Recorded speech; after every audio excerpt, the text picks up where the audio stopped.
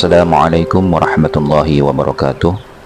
Bismillah, alhamdulillah, wa la hawla wa la quwata illa billah. Asyhadu an la ilaha illallah wahdahu la syarika lah, wa asyhadu anna sayyidana wa nabiyyana Muhammadan abduhu wa rasuluhu alladzi la nabiyya ba'dah. Allahumma salli ala sayyidina Muhammad wa ala ali sayyidina Muhammad, amma ba'du.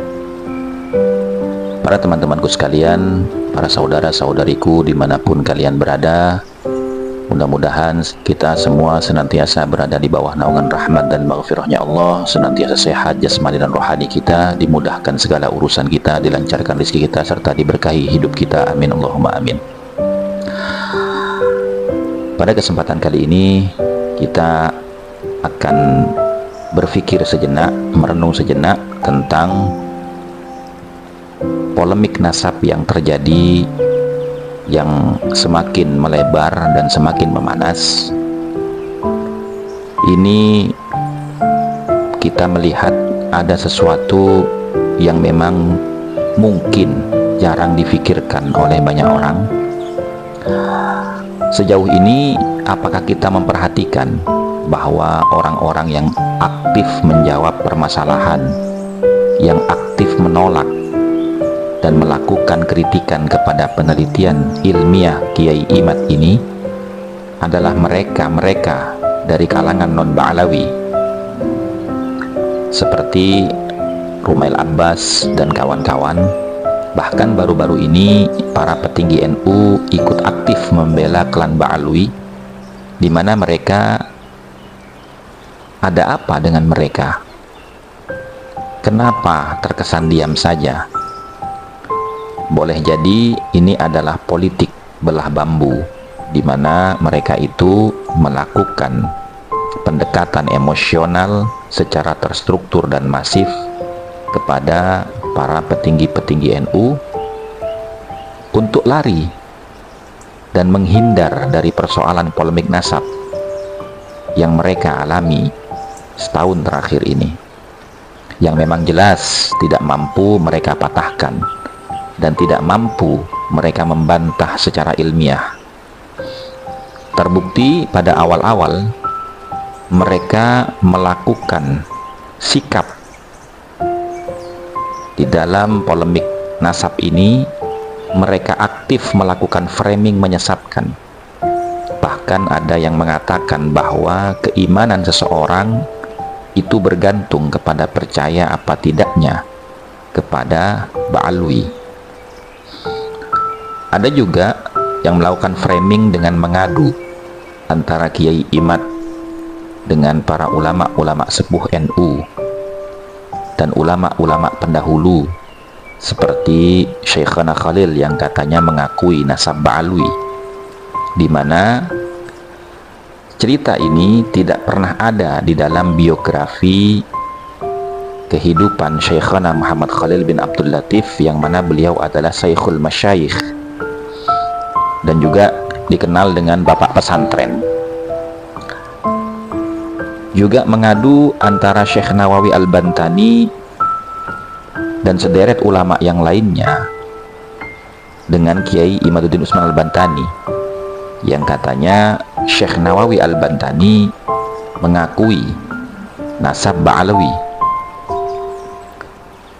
yang ternyata jelas Syekh Nawawi Al-Bantani itu justru mematahkan argumentasi mereka, di mana mereka mengatakan belajar kepada satu orang Habib yang bodoh itu lebih utama daripada belajar kepada 70 kiai yang alim allamah. Framing-framing seperti ini membuktikan ketidakmampuan mereka di dalam membantah secara argumentatif dan memiliki referensi yang jelas, yang ternyata memang framing-framing tersebut tidak mampu membendung gerakan penolakan dan pelurusan sejarah. Kalau kita mau berpikir, apa mungkin sekelas Robitoh Alawiyah tidak segera membuat antitesis untuk membendung polemik nasab yang semakin hari semakin menyebar dan semakin memanas. Ini membuktikan bahwasanya memang betul apa yang disuarakan oleh Kiai Imad di dalam penelitian ilmiahnya, bahwasanya mereka ini tidak punya referensi ketersambungan periwayatan silsilah nasab mereka sampai kepada Ahmad bin Isa al-Abah ar-Rumi.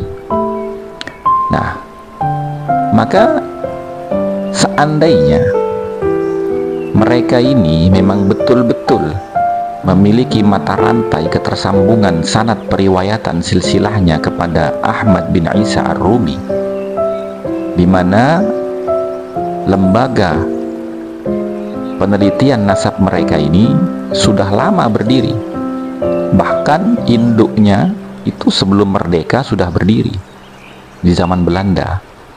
Tentunya dengan perjalanan mereka selama kurang lebih hampir 1 abad ini, ketika ada orang mempertanyakan, mempersoalkan tentang keabsahan nasab mereka, maka mudah saja mereka mengeluarkan argumentasi-argumentasi yang kuat dan valid berdasarkan semua kitab-kitab ulama-ulama an-nasabah.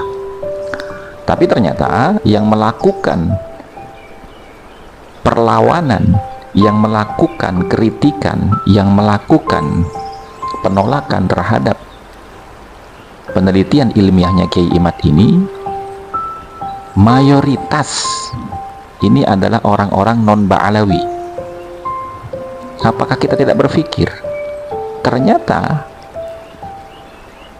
hanya sedemikian saja kemampuan keilmuan nasab daripada klan Ba'alawi yang selama ini mereka klaim paling sahih, nasab, pencatatan nasabnya paling rapi, dan lembaga pencatatan silsilah nasabnya itu paling kredibel di seluruh dunia. Nah, demikian apa yang bisa saya uraikan pada kesempatan kali ini untuk menjadi buah pikir, untuk menjadi bahan renungan bagi kita, betapa klaim-klaim mereka selama ini itu ternyata semuanya tidak sesuai dengan fakta dan realitanya. Wallahu a'lam bishawab. Wassalamualaikum warahmatullahi wabarakatuh.